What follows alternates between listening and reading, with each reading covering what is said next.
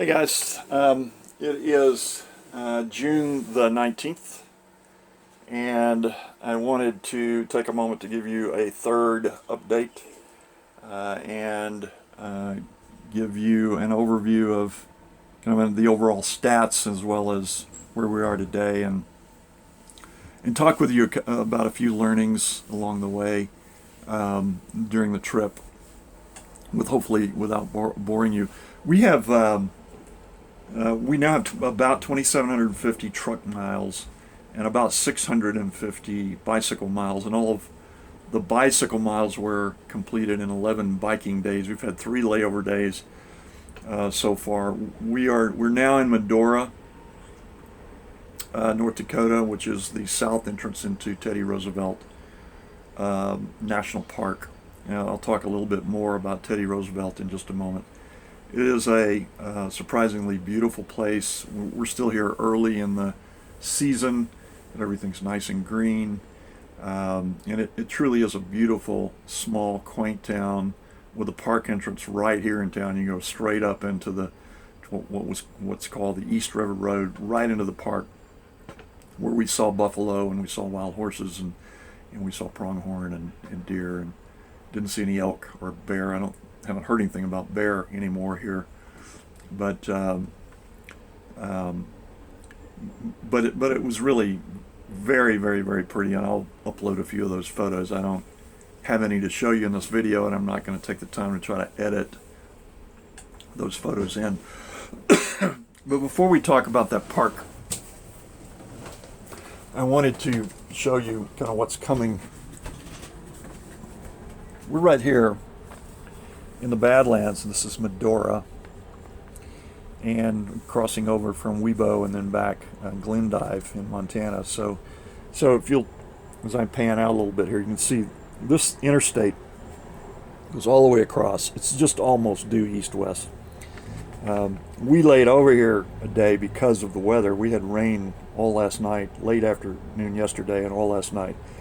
And we're supposed to have some more tonight, and then we're hoping it's going to clear. Then we're going into Dickinson tomorrow.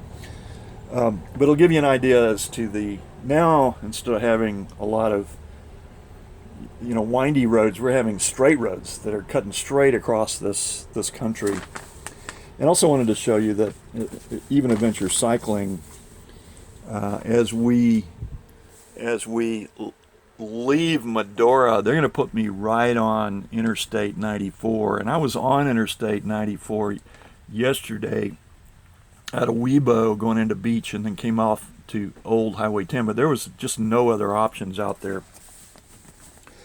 I actually felt safer on the interstate than I did on some of the other roads in Montana, because there were no shoulders. There were places literally there was no shoulder, and there was nothing but a cliff on the other side of you, to the right of you. So that's just a bit of a flavor for some of the things you encounter. I didn't like it. Don't particularly want to do it again. And who knows what we're going to find when we progress on through North Dakota and on into some of the other, to Minnesota and Wisconsin. So we have about 350 miles now to get through North Dakota, and we think we can do that in a week or so. And then we'll be in Minnesota, and then we're going to have some real interesting decisions to make.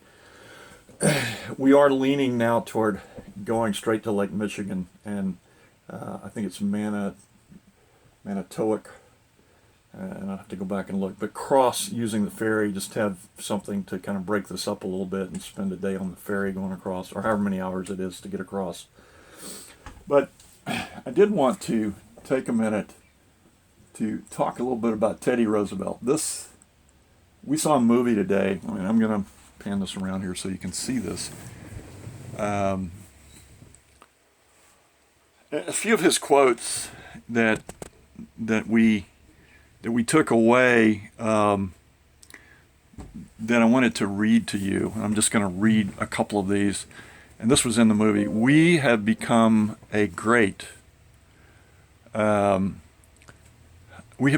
because of the lavish use of our resources, but the time has come to inquire seriously what will happen when our forests are gone, when the coal, the iron, the oil and the gas are exhausted, and when soils have still further impoverished and washed into the streams, polluting the rivers, denuding the fields, and obstructing navigation.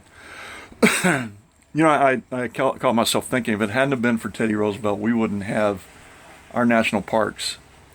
And Teddy Roosevelt was a large reason why we have these beautiful places to go to, and it's truly one of his legacies.